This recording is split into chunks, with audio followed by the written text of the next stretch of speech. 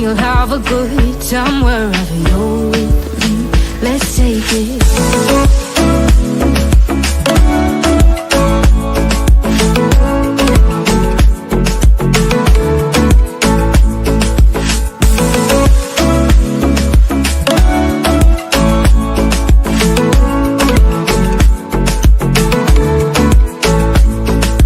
Ask me how we got here, 'cause you don't know how. You say we're taking on water, yeah, we're sinking now. You're looking all concerned, like we're gonna drown, but we both know how to swim, no worries, let's flow for now. Let's take it slow, where you go I go too, and if you hit the bottom I'm going down with you. Let's take it slow. What's going on, guys? JSGC here, back again for another episode of the Transfer Show, where today we're pretty much going to be speaking about right backs, the position that Manchester City could well be targeting ahead of the remainder of this summer transfer window. So before I do crack on with this stream, make sure, like always, if you are enjoying the content, then do subscribe to my channel. It is free to subscribe. Now less than 400 subs away from my aim of 45,000 subscribers, so any help towards that would be much appreciated. Also, don't forget, social media links are in the description if you want to go and follow me on my Instagram, X and TikTok. Email also in the description too if you want to hit me up for the sponsorship for any videos or any general business inquiries. Don't forget as well to leave a thumbs up on today's stream. We're going to aim for 300 likes, and also don't forget as well to leave your thoughts in the live chat if you're watching live, where we're going to have a good discussion about right backs. If you're watching this after the stream, then if we're not going to be signing Tino Livramento, then which right back do you think Manchester City should sign and why? So, heading to the chat, warm welcome to Spike. Thank you for tuning in, much appreciated. What's going on, guys? Love it. Icy, thank you for tuning in as well, suggesting Theo Hernandez as a potential player that City could be targeting. I'm fairly sure he were closing in like a week or two ago on a move to Saudi Arabia, but I don't know what happened to that. It's gone a bit quiet. Anyway, welcome Barry. Thanks for tuning in. Reckons Wesley. I do have my poll, by the way, rolling in the chat if you want to leave your thoughts on there. Do you think City should go all out for Tino Livramento? Do you think we should be targeting Wesley, maybe Andrea Cambiasso or somebody else? Do let me know if it is to be another player. Do let me know. That would be much appreciated. David, welcome. Thank you for tuning in as well. Much appreciated. Rinel, thank you for tuning in as well, much appreciated. And Icy asks, if Edison was to leave, who do I think we would sign as a goalkeeper? I'm almost certain it would be Diogo Costa. I can't see it being anybody else. In my complete honest opinion, I can't see it being anybody else. I know there's been some links around with Joan Garcia. He looks set for a move to Barcelona from Espanyol. I know there's been some links with Lille's goalkeeper Lucas Chevalier, but I can't see it being him. So to me, the player that City have been heavily linked with and a player that's really keen on a move to City's Diogo Costa. City have already crunched numbers and explored the deal, so they are clearly interested in that transfer. So I think it would be as simple as if Edison decides he wants to leave and there's a club out there willing to pay the money, in particular from Saudi Arabia, where Edison would be interested in going, then I can see a potential move being made by City for Diogo Costa, and I wouldn't rule that out happening in this transfer window, if I'm being honest. I don't see Stefan Ortega leaving Manchester City and Diogo Costa being signed. I know a couple of you guys have asked that, but I can't see one of Edison or Costa being happy sitting on the bench and being Man City's number two, even if they're to be classed as rotated goalkeepers. So we don't have, strictly speaking, a number one goalkeeper. We just use one or the other as to who's in form and who we think would suit that situation. But I can't see it happening, if I'm being completely honest. So, and with Edison and Ortega's contracts both being up next summer, it's definitely something that City should be thinking about in this transfer window. Warm welcome to Vasco. Thank you for tuning in. Says City should stop obsessing about Livramento. He's a good player, but too overhyped, overpriced, and because of the idiotic homegrown law, there's too much hype for a normal player. Now, everyone's entitled to their opinions on the homegrown laws, and sometimes I do think it's a little strange, but I do also think that, in particular with English football, it holds quite a bit of importance about having homegrown players, that you're ensuring that players are being produced from the academy and you are producing players from the country where the clubs are based to ensure that the national football team is also protected. There's that much money in the Premier League that if there was to scrap the homegrown rulings, then it'd be very easy for a lot of the top teams to get rid of top English talents and bring in some of their what they'd regard as the better talents. And what you would see is a big knock-on effect of the English football in terms of the international level, and you'd see a big decrease in English players being given the opportunity at the biggest and best clubs. And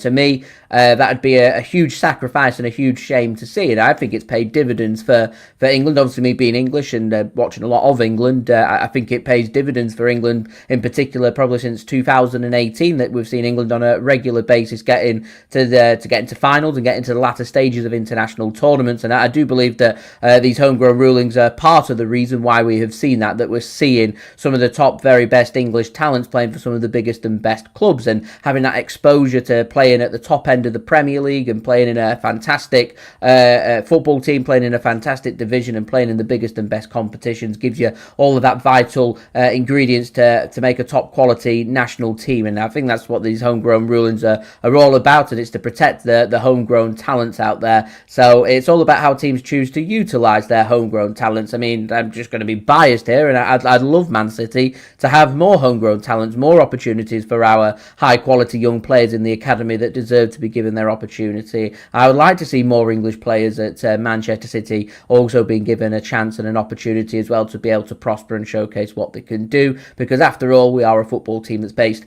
in England, but we also do need to recognise that it's also a global brand. It's not quite a franchise, but it's a global brand, which means you need the biggest and best players from around the world as well playing for your football team to ensure that there is growth of the football brand that Man City are also looking for from that business point of view, to ensure that Manchester City are pushing and getting bigger and bigger and better, which is what they're looking for. And you've got to find that balance. You've got to find the right balance of having non-homegrown players and homegrown players. Man City have maxed out their non-homegrown players, so if they simply want to bring in a non-homegrown player, then it's very easy. They're going to have to sell players. If they want to bring in homegrown players, then there's room for homegrown players to be brought in, and if the money's there to be spent, then they can make that happen. IC doesn't reckon Wesley's got enough experience for the Premier League. He's only a young player though, but yeah, I get where the concern is, if I'm being honest with you. Vasco reckons Cambiasso would be a good shout. I'll speak about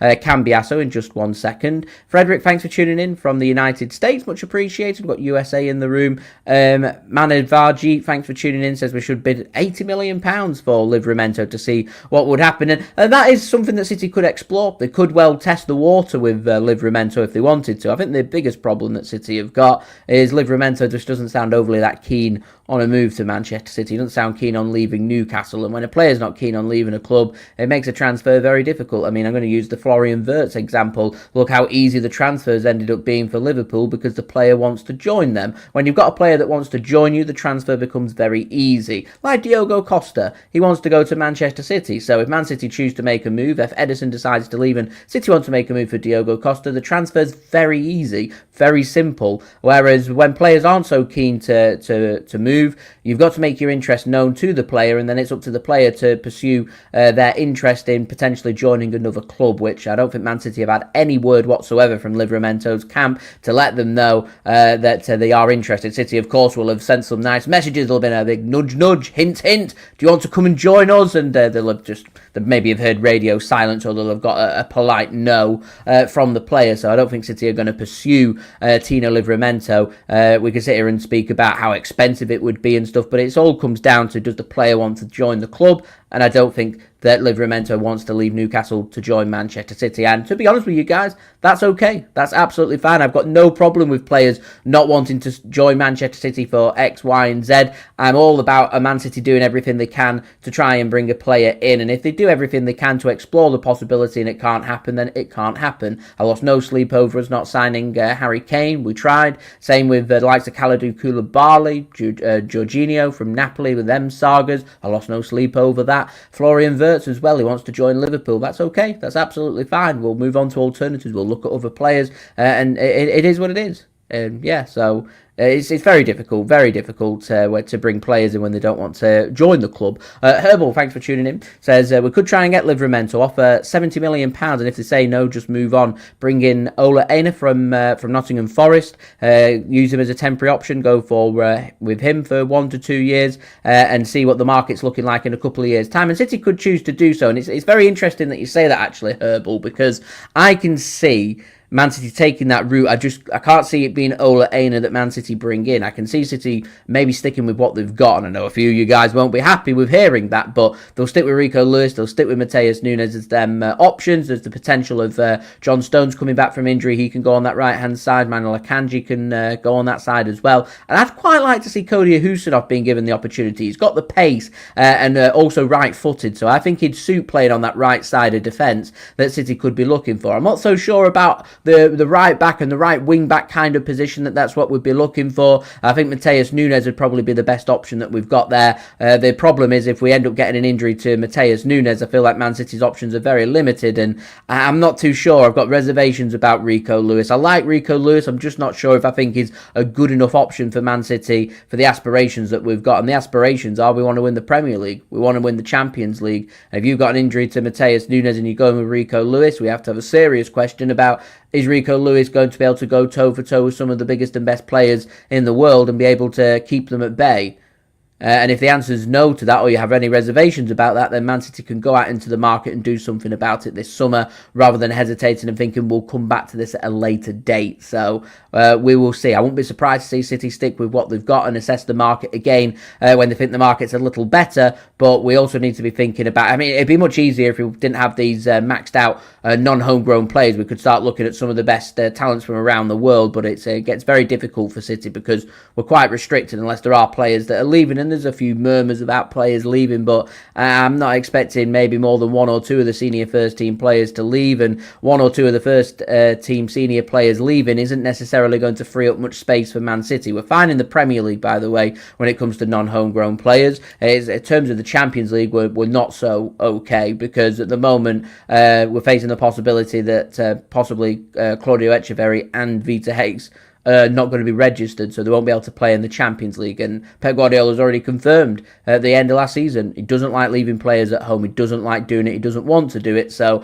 I imagine what Man City will do is, if they do not want to loan out both Vita Hayes and Claudio Echeverri, and a couple of senior players do leave, they'll simply just use these players that we've already got to be promoted. So a little bit of a standstill in the transfer market. Really interesting, but we'll see. We'll see. Nixon, thanks for tuning in. Want to see Ederson go. Am I on my own? I'd like to see Ederson stay. I like Diogo Costa. I think he's a good goalkeeper, but we've got Ederson for another 12 months. I've no problem with maxing Ederson's contract if you don't want to sign a new deal. If you don't want to sign a new deal, then, we can turn to this problem in 12 months' time. I think Ederson's a good goalkeeper. Great with his distribution, perfect for our style of play. And, I think, people are a bit harsh on his shot-stopping ability. But I don't think you can have it both ways. I don't think you can have a world-class distributor and a world-class shot-stopper, because you'll be looking at the very best goalkeeper in the world year on year, and that goalkeeper doesn't exist. So, you either get a shot-stopper or you get a goalkeeper who's good with the distribution, and City need the distribution. So Ederson does a good job for me. Yeah, there we go. See, Kofi on the same wavelength there. Husinov could be a good problem. A good problem to help Manchester City solve that issue on that right-hand side. So, yeah. Bevo, thanks for tuning in. Much appreciated. Yes, we are streaming. We're doing it weekly, by the way, the transfer show for you guys to enjoy. So, once a week, we will be streaming and speaking more about transfers, which is fantastic. Spike says, Costa as a new goalkeeper is the right choice. Looked good with Portugal the other day. He's always looked pretty solid for Portugal. I feel like he's a solid goalkeeper. I think a lot of people just judge him because of his not so great performance against Manchester United, again with FC Porto last season. That I feel like a lot of people judge him based on that, which I think is a bit unfair. Goalkeepers, there's nowhere to hide. You have a bad performance, you make one mistake, there's nowhere to hide. Obviously, not great doing it when the world's eyes are watching and you're playing Manchester United, but I certainly think there's worse choices out there than Costa. And one thing I like about Diogo Costa is pretty good with his penalty saving ability as well. Certainly a lot better than Ederson with his penalty saving. Anyway, John, thank you for tuning in. Likes to look of Vanderson at right back. Interesting shout. Shrey, thanks for tuning in, much appreciated. Says Husanov not good enough on the ball, so he can't play at right back. He's quick though, good with his. He's good at defending. I mean, just trying to think of a good example. I mean, I don't think Manu Akanji is the best with the ball at his feet either. Yet he gets played a heck of a lot, and I feel like Husanov offers a little more than Manuel Akanji for me in terms of his pace. Husanov's a bit raw, he can be a bit reckless, but he's a young player trying to make his mark, and I can forgive him for making a mistake. I said this back in January, February time. I forgive Husanov for making mistakes because he's young and he's learning and he's new here. I don't forgive when Manuel Akanji, who's one of the most experienced defenders that we've got, is making stupid errors. It becomes a bit more problematic because he's got the experience, and I just feel like we've got to try and find a way for Husanov to get back into the squad because he's not really had a look in, and this continues into this season. I can see Husanov becoming a bit unsettled and maybe wanting to leave, and I think it would be a great shame because of all of our defenders that we've got, he's by far the quickest, in particular at centre-back, and the high line that City play, I just feel like Husanov would be the perfect fit for City, but hey, here we go. Novi, thank you for tuning in. Says Livramento, overhyped and expensive, but is homegrown. But yeah, thank you for tuning in. Novi, if it's not to be Livramento, then who would you like to see? Spike says, are we all excited for Wednesday? Manchester City, of course, getting their Club World Cup campaign underway in the United States of America. Should be a good game, and hopefully we can get off to a winning start. I'm looking at the first two fixtures and thinking a couple of winnable games that if we can turn up and get the wins that are needed, then takes a lot of pressure off us and helps us to, you would think, get to the knockout stages, and that's when things get a little more interesting in the Club World Cup. Dave, thank you for tuning in. Says you don't have to be English on the homegrown rule. You don't have to be English. You just have to be trained in an academy. So you have to be playing in England for at least 3 years, full 3 years, not out on loan, in the academy for 3 years. Before the age of 21, then you'd be classified as homegrown. So the likes of Nathan Ake is classed as homegrown for that same reason. So you don't have to be. The large majority of players, though, are English players. That would be automatically classed as homegrown. So anyone that's born in England who's a player for England or Wales, I will add, will be classed as homegrown.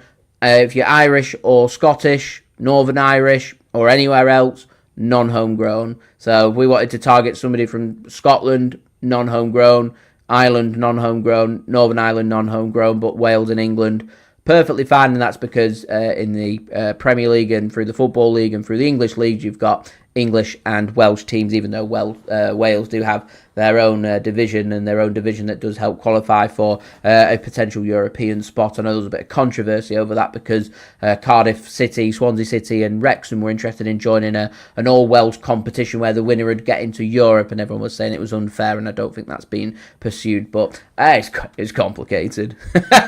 It's complicated. Todd, thanks for tuning in, reckons Tagliafico. I've not heard Tagliafico's name in ages.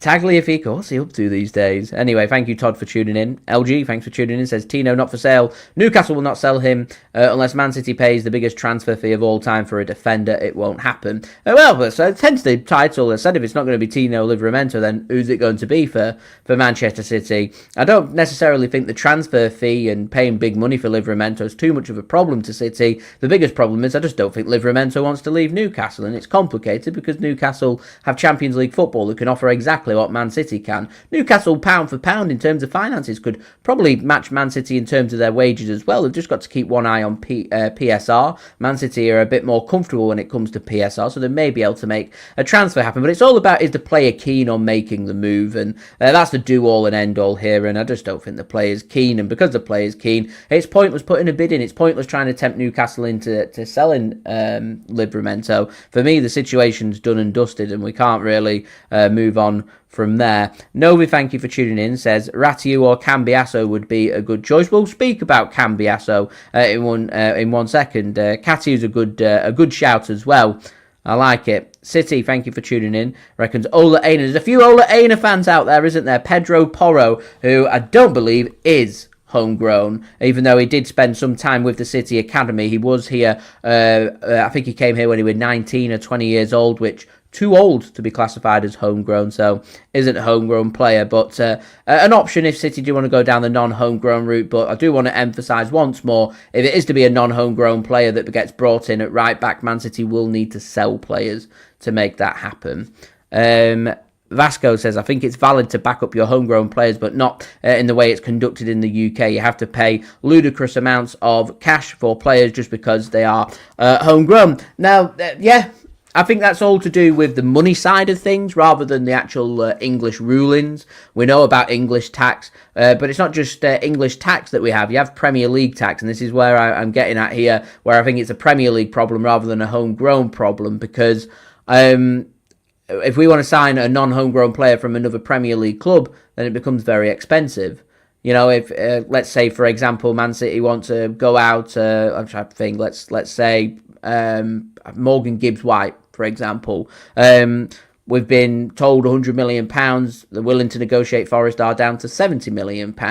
Now, if we're to go out into, let's say we go to Italy, for example, and we want to sign Scott McTominay from Napoli, he's the MVP in Serie A, he's the best player in the division, and I'm almost certain that we'd be able to pick up Napoli and Serie A's player of the season for a cheaper price than we would with Morgan Gibbs-White. Now, that's not to do because Morgan Gibbs-White is homegrown and English. That's the English tax. There's been extra £5 or £10 million included, but we'd still be looking at, for Morgan Gibbs-White, probably £50 to £60 million just because he plays for another Premier League club, whereas Napoli's not an English side, so they don't get that Premier League tax included. We could go out and target, Chelsea had it when they were bringing in Caicedo from Brighton. What was that, 110, 120 million pounds, a ludicrous amount of money. It's not a homegrown player, but they're paying it because it's a transaction between two Premier League teams, and Premier League teams just don't like selling to each other. Man City are doing it with Jack Grealish. It's why they're asking for £50 million for Jack Grealish. He's got 2 years left on his contract. He earns £300,000 a week. He's nearly 30 years old. He turns 30 in September. He's not a £50 million player right now with the situations that we're looking at. I think personally we'd be lucky to get 20 or 30 million pound, and trust me, if Napoli come calling, they're going to come in with offers of 20 to 30 million pound for Jack Grealish. So, you know, we're asking for £50 million because we know that Tottenham and Newcastle are sniffing around. That means an extra 10, 15, 20 million pound because you're a Premier League team who's got access to big money, and these other teams in Europe, unless you're Barcelona or Bayern Munich or Real Madrid or Paris Saint-Germain, you've not got access to that money, so you cannot afford these transactions, and that's where they end up settling on bringing in bit part players, and Napoli's done a brilliant job at it. I'm super impressed with the job that Napoli have done, because they've pinched players who are regarded as just not good enough for the Premier League, and these big Premier League teams, they are good enough. They're just obviously not right for the team that they're playing for. They bring them in, give them their opportunity, and they prosper. And, Jack Grealish, if he makes a transfer to Napoli, I think Napoli would be a wonderful move for him. Gets him away from the headlines of the English media. He's already got his friend Kevin De Bruyne playing there. He's got other British players already at Napoli, so he wouldn't have to struggle too much. Naples is a lovely city with gorgeous weather. It'd be a real good move for him. The problem is, Napoli aren't going to want to pay the Premier League tax that Man City will be adding on to that, and it just becomes very difficult, very difficult. Anyway, Kevin, welcome, thank you for tuning in, much appreciated. Reckons we do need a right back, and I agree. I do agree. Alternative says it's a mad one since it's a homegrown issue why City haven't targeted Aaron Wan-Bissaka, yet he played for Manchester United, who were classed as homegrown, can play on the right-hand side and on the left-hand side, and had locked off Ahmad at left back at Old Trafford near the end of the season. Aaron Wan-Bissaka is a really interesting shout. Again, he's one of them. He's like Scott McTominay, weren't really given the look in and ended up pursuing a move elsewhere instead. And yeah, odd. Really odd situation. I mean, that might just be a Manchester United problem. Manchester United are just a poisonous club. I don't know why players want to move there. They're seeing a name and a brand and thinking that's going to be a really good move without realising the situation that, I think Ruben Amorim's faced this problem. I reckon if Ruben Amorim knew back in November what he knew now, I don't think he'd have left Sporting CP to go to Manchester United. It's a poisonous club that just don't give you the time that you're looking for to try and achieve the goals that they're looking for. Whereas Manchester City and Pep Guardiola keeps complimenting City on it that, his job's never in danger. He's given the time. Man City are very patient. He's not under pressure all the time. Whereas Manchester United, you're always under pressure for them results. I'm amazed that Ruben Amorim's managed to keep his job, but Ruben Amorim's not scared to lose his job. He was prepared to walk away from Manchester United if they don't do the transfers that he's looking for. He's prepared to walk away from Manchester United if they don't want him to be here anymore. He's got really nothing to lose in being in charge there. And I wouldn't be surprised that Manchester United and the egos that they've got off to another bad start, and we're looking at Erik ten Hag 2.0, and he ends up getting sacked. And other than Ruben Amorim being in charge at Manchester United, I actually think he's a really good manager. I actually think Erik ten Hag's a really good manager. It's just, I just don't think they're right for Manchester United. I don't think anybody's right for Manchester United. They've got a serious attitude problem there. That's why they're in the situation that they find themselves in. And they're not doing it much about turning it around either. So it's going to continue. Sounds ludicrous for me to suggest, but I'm not saying I think they're going to get relegated, but I could see Manchester United finishing bottom half again next season. It's funny, and we all want to see it. It would be really funny to watch them get relegated. Just picture it. Picture it and imagine it for just one moment. It would be monumental. It's such a shame that the three relegated sides, Southampton, Leicester and Ipswich Town, didn't manage to put up more of an effort down at the bottom to make what would have been a gargantuan, one for the ages, relegation battle with Spurs and United. They've had bad seasons. They've had really bad seasons. Anyway, Tito, thank you for tuning in. Reckons Wesley, old-fashioned, attacking-minded Brazilian fullback. Have a look at him at the Club World Cup. A good chance for everybody to have a scout of him, actually. Very true. Cambiasso is very injury-prone. You are correct, in particular this season. It's why City aren't so keen on making that move. I would like to see Pedro Porro. Again, the non-homegrown problem is what we are facing here. Joshua, welcome. Thank you for tuning in. Says, can City sign Cambiasso or any other non-homegrown right-back if we were to let Bernardo Silva and Ilkay Gundogan leave? It depends on what they want to do with Vita Hayes and Claudio Echeverri. I have a suspicion that one, maybe even two, them players that are just named there, could be heading out on loan. So if Gundogan, Bernardo, Echeverri and Vita Hayes were all to leave Man City, whether it be on loan or permanent transfers or whatever, there would be space then for non-homegrown players to be brought in. I think it's City are 2 over at the moment in the Champions League. The smack on the money when it comes to non-homegrown players in the Premier League, but that's only because Husinov and Savinho don't have to be registered this season, but from next season they will need registering, so we would need at least a couple of players to leave, but we do have players who are out of contract who won't be renewing their contract. The likes of Stefan Ortega, Edison, Bernardo Silva, Ilkay Gundogan. There's 4 non-homegrown players, 4 players who I don't think will be put on new contracts, and therefore 4 players leaving that non-homegrown list for City in the next 12 months or so. Jed Spence got better stats than Livramento. He's an option, but Tottenham have got Champions League football, which I think is the downside here. Bucks, I can't see Bernardo heading anywhere either, if I'm being honest. In particular, now he's been named one of Man City's captains for the season. I do agree. I can't see Hakimi signing for City. I can't see Hakimi wanting to leave PSG. To be fair, they just won the Champions League. I don't really get why the likes of Hakimi and Donnarumma's been linked with a move away. Why would you just achieved greatness? Why would you want to leave? I don't get it. Anyway, here we go. Nunez splits opinion. He's a good squad player, good, really quick, and a good option, I think. I mean, just if we didn't have the homegrown rulings in place, and you said I've got to keep one of Nunez or Rico Lewis, I'd keep Mateus Nunez. But yeah, anyway, that's just me. Books, thanks for tuning in. Says, I think there are a few. I think more than a few of our centre backs can play right back. It's all a question of who Pep wants to invert, which is what we were speaking about at the start of the stream, wasn't it? John Stones, Manuel Akanji, Cody Husinov, all right-footed, all can play on that right-hand side. They do have them options. It's just which players are they going to go with is the question. Kevin, he's not. He's a versatile player, but a lot of the time, Nunez, when he's playing, will play on that right-hand side for Man City as a right wing-back, and he'll like to get forward. He's quick, is what City like to use him for. Also pretty good with his distribution. I didn't think he did too bad of a job on the right-hand side either. But yeah, he's a versatile player. He can play cross midfield, can play left wing, right wing.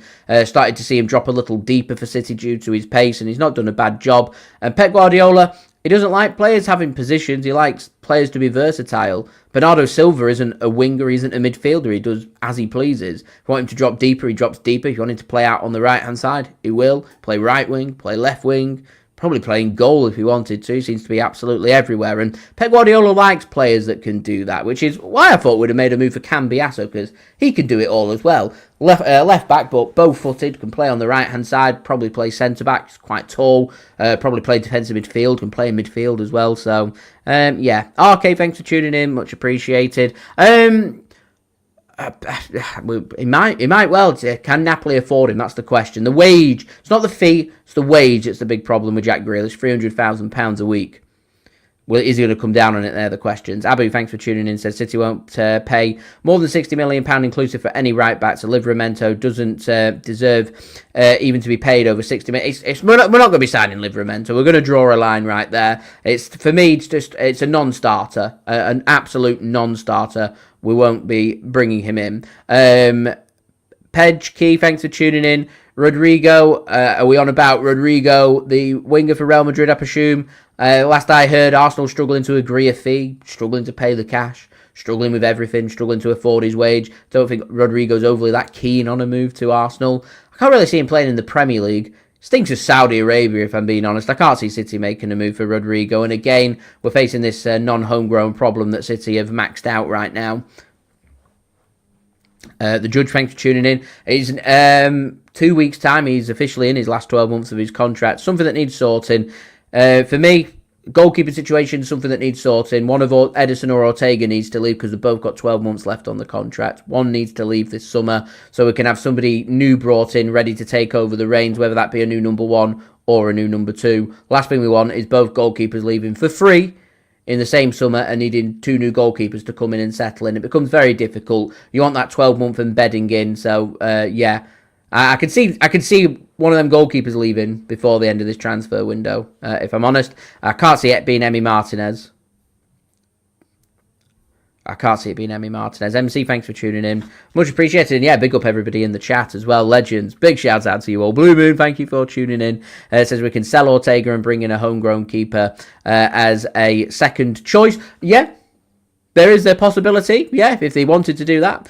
James Trafford would be my call. Question is there any homegrown goalkeepers who want to be given that opportunity? I reckon he brought Traff back and said to him, because he's homegrown by City, I think, as well. You said to him, you got 12 months here, apply yourself, because Edison's probably going to be leaving in the next 12 months, so we're going to need a new number one. So if you come in and impress, you could be Man City's new number one goalkeeper in the next 12 months. And that might just tempt him to say, actually, I'll give it 12 months and I'll make that transfer. So, yeah, we'll see. Just thank you for tuning in. Says he needs to get his English on so common ground can be met. I'm not too sure what you mean there, my friend. Mandisi, thank you for tuning in. Says Man City also need Brazil players. If they're under the age of 21, they don't need registering. So Wesley could be brought in. Doesn't need registering, but he would need registering for the Champions League, so he wouldn't be able to play for that. Trey says, what's my opinion on the Club World Cup? My opinion on the Club World Cup is we're looking here at a money-making scheme, is my honest thoughts on the Club World Cup. Making it every 4 years. They're trying to make it into, obviously, what you see with the International World Cup, and it's just not the International World Cup. I don't like that it's severely affected Man City's preparation for the season, that it's affected the players' rest and recovery. And I think if there weren't so much money on offer from the Club World Cup, I don't think many teams would be that interested. And I just feel like it's been a bit forced, if I'm being honest. And having it in America where they don't sound overly that keen on having the Club World Cup there just seems a bit, soulless. That's my thoughts. I mean, Spike says there, Bayern Munich beating Auckland FC 10-0. It's just not competitive. There's been a few 0-0s knocking around.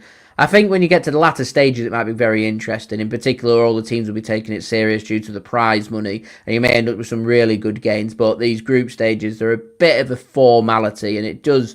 You want to try and drum up interest, and that's just for me, I'm not so keen on it. I'm going to be honest with you, but that's just my opinion. I mean, my opinion might change in the coming few years on the Club World Cup. It would be nice to have the Club World Cup champions badge right in the centre.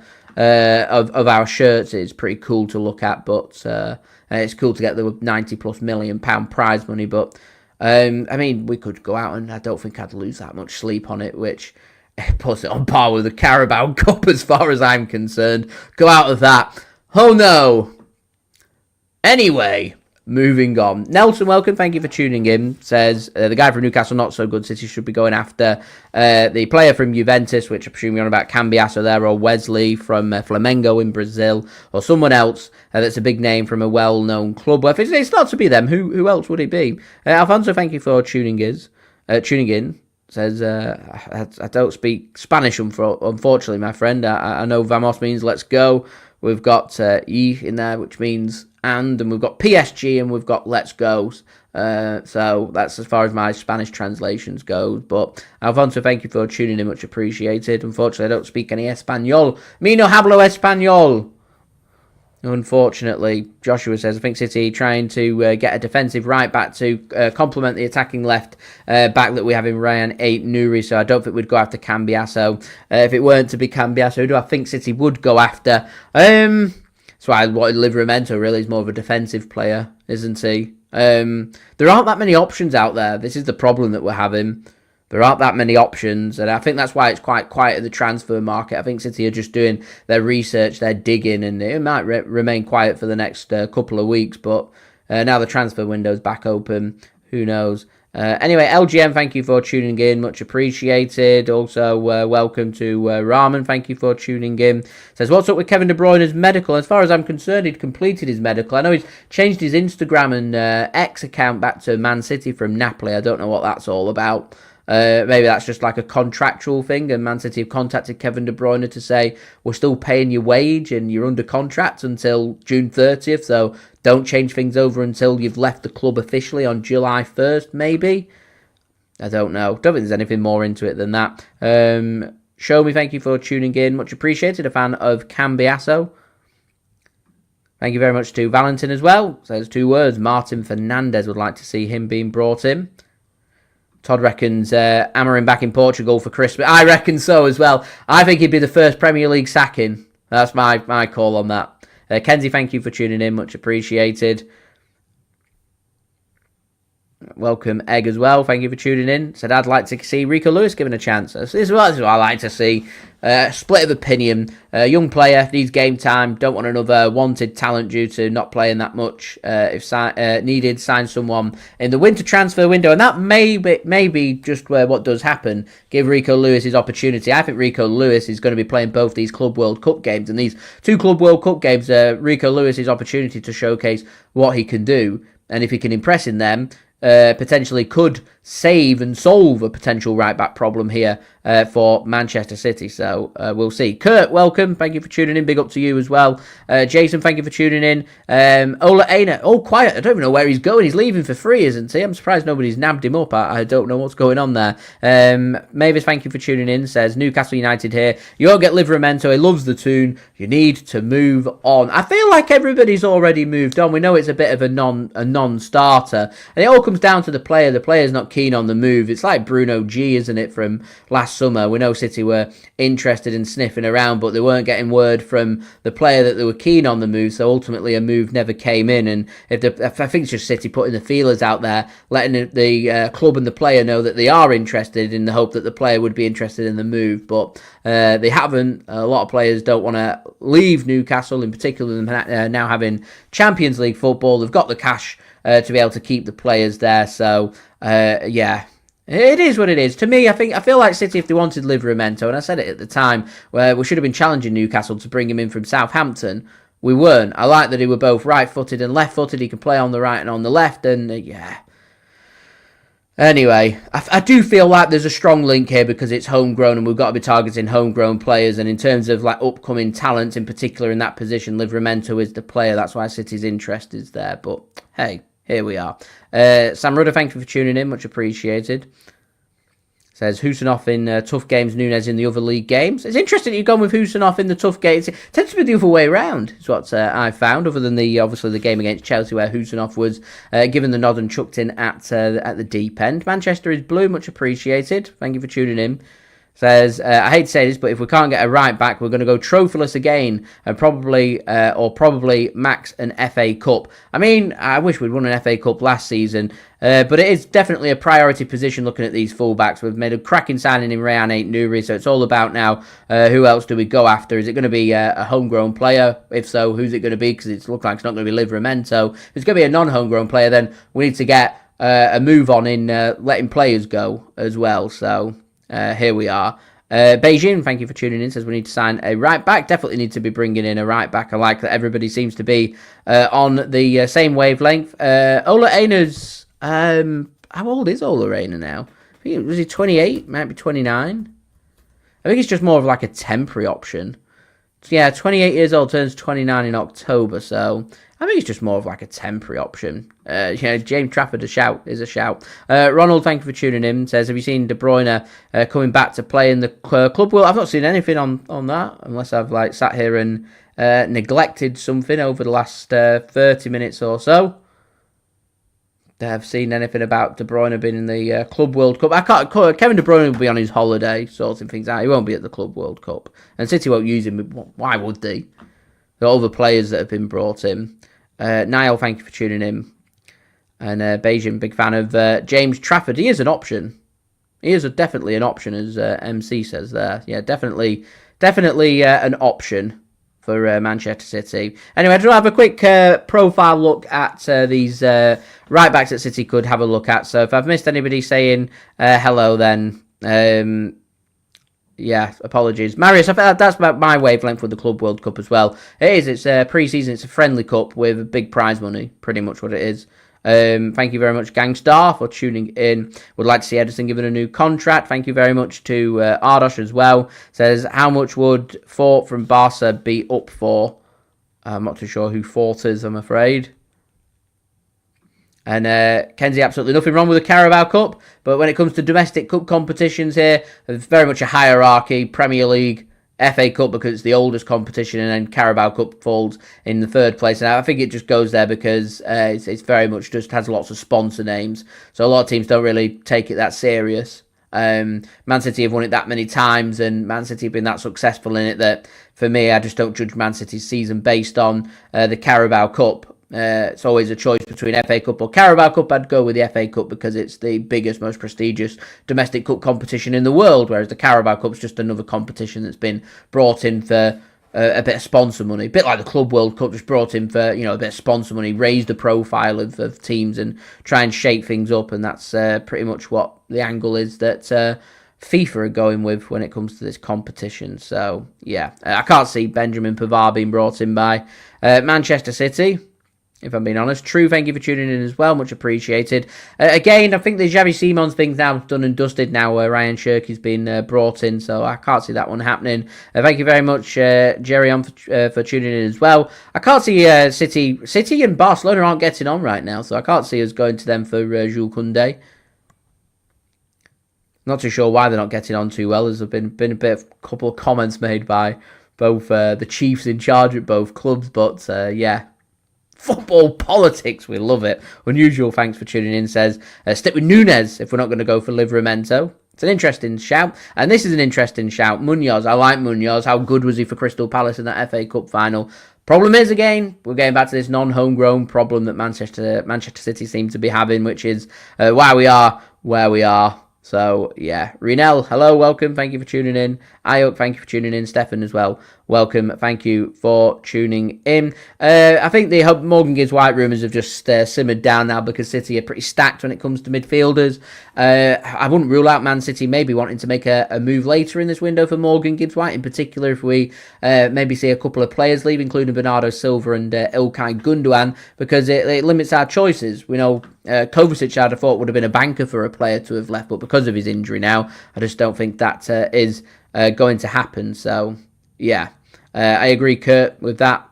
I just can't see a transfer happening for Jules Koundé, to be honest. I can't see Koundé leaving Barcelona this summer. Jay, thank you for tuning in. Says getting Livramento is going to be a hustle, so focus on Cambiasso instead. And if we want to bring Cambiasso in, then we do need to sort out sales in the first place. I'd like to see City do a treble as well, Stefan. And True would like to see Livramento brought in. Problem is, it's looking nigh impossible. So, the four players that I want to have a look at then very quickly before we end today's transfer show. We'll just have a look at these statistics and what to expect from these kind of players, because obviously we know that Manchester City are strongly linked with and heavily linked with making a move for Tino Livramento from Newcastle. So his ratings over the last 12 months at 6.96 according to SofaScore. English, 22 years old, 6 foot tall, right-footed, can use both feet. What I do like about him, as you can see from his positions, likes to play defensive, left, right back, and left back. Keeps himself relatively fit, 37 appearances in the Premier League. Looking at his heat map just here, so we'll get up the Premier League from the last season. Obviously, a right back plays on the right hand side, but more than comfortable to play on the left back, and it's that versatility I think that City are looking for. And you can see predominantly where he likes to play is right over here in the defensive right hand side, so he'd be very much seen as a right sided player. You can see like he doesn't get goals and assists, he doesn't really get forward, he wants to be a defender, and someone like Livramento would make a lot of sense, in particular when we brought in Rayan Aït-Nouri. If you remember when we were looking at his heat map, he loves to get forward. In fact, let's have a very quick look at Rayan Aït-Nouri on SofaScore.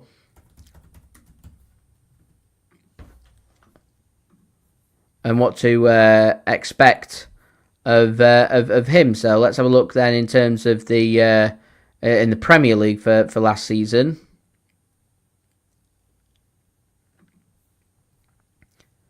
I mean, he hangs back, he defends, because that's how defensive Wolves can be, forced onto the back foot, but loves to get forward as well. Look at that, just predominantly. And to be honest, Man City were not a defensive side, so there's going to be a lot here I'd expect from Aït-Nouri, where we're going to see him in particular playing on this side, getting forward. I'd expect all this left-hand side area right here to be red. You're going to see him pop forward, getting forward to hog the touchline, getting forward over here. You're going to see him invert and go into the centre. He grabs goals, 7 goals in the Premier League from 37 games. Another player that likes to keep himself fit. 4 goals, 7 assists, average rating is 7.04, so slightly above Tino Livramento. So I think definitely an option that Man City could be thinking about, to be honest.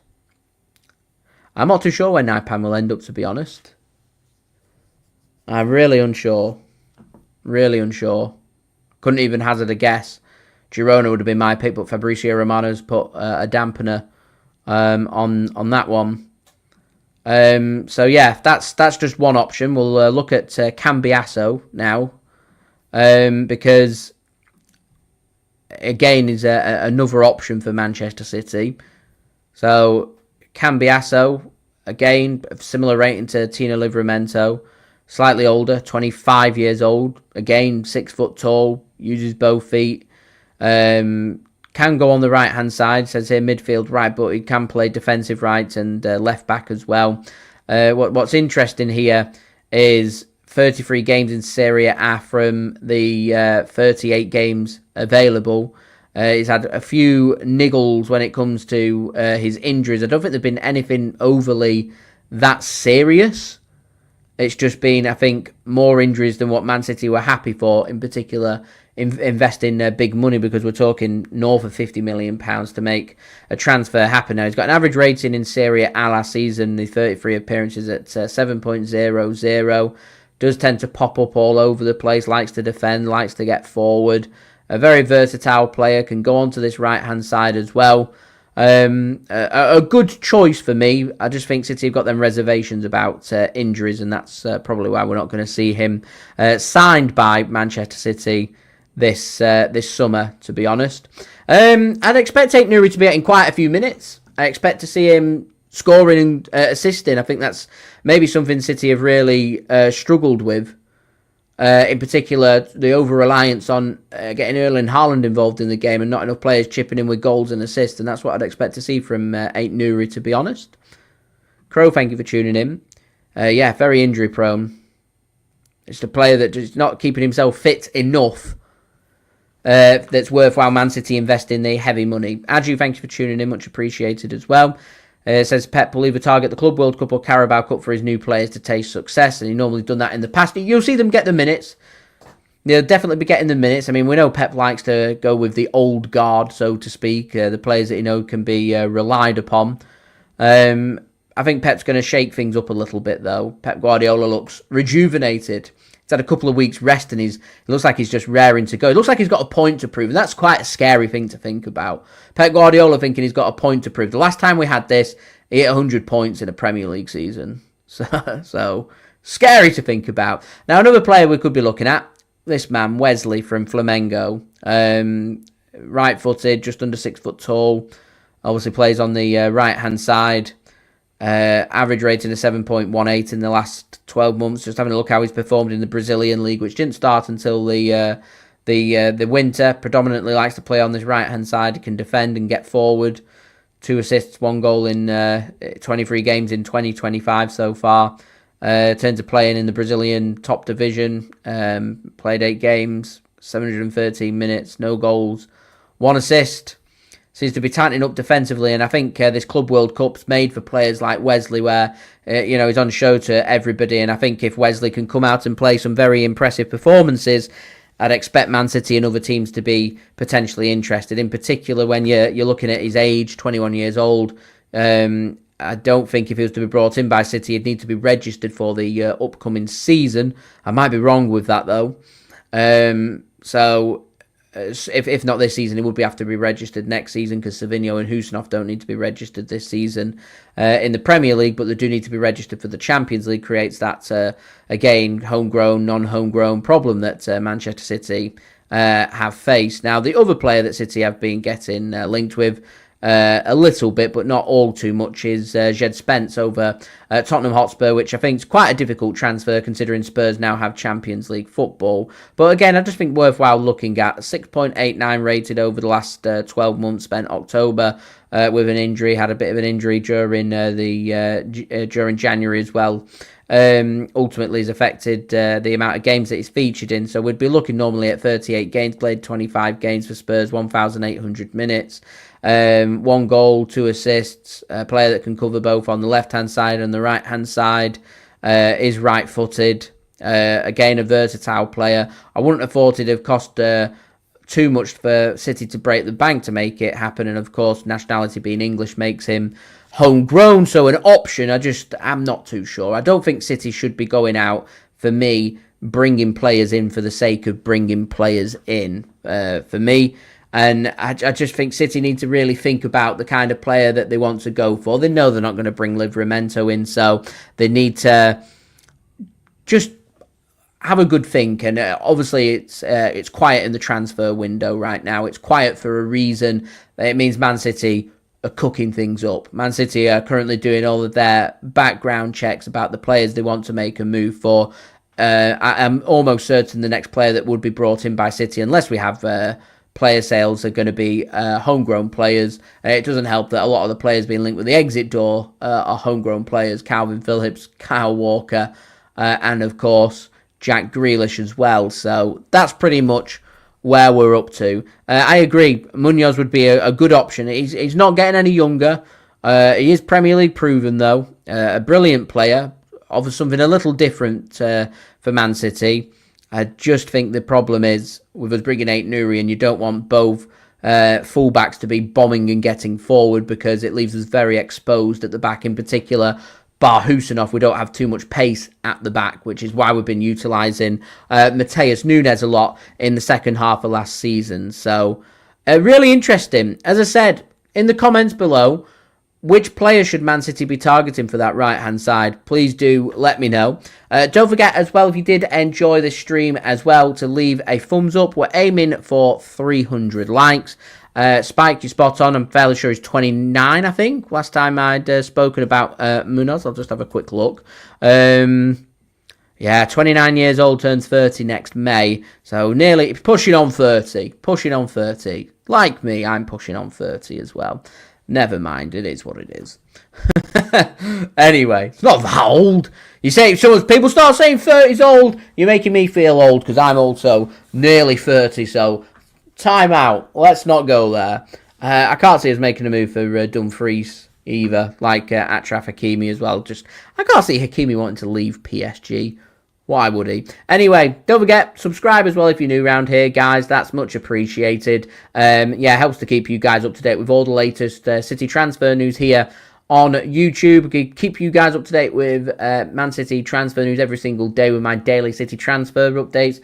The next episode should be out in the next hour for you guys to enjoy, so do stick around for that. That would be much appreciated. Do subscribe. It is free. It's the easiest way to stay up to date every single day with all the latest City transfer news here on YouTube through my channel. Also, don't forget social media links. They're in the description as well if you want to go and follow me on my Twitter, Instagram and TikTok. Email also in the description too if you want to hit me up for any sponsorships for any videos or any general business inquiries, and I will see you all again next week. More than likely, it'll either be Thursday or Friday when I do my next transfer show for you guys to enjoy. So I will see you next week, or alternatively, of course, you've got my daily City transfer update videos for you guys to enjoy as well. So I will see you for that. So, yeah, thank you for watching, everybody. Thank you, everybody, for interacting with me today. It is much appreciated. Big shout out to you legends tuning in on the live chat and letting me know your thoughts. Always nice to speak with you guys, so much appreciated. And, yeah, I'll see you all for the City transfer update out in the next hour or so for you guys.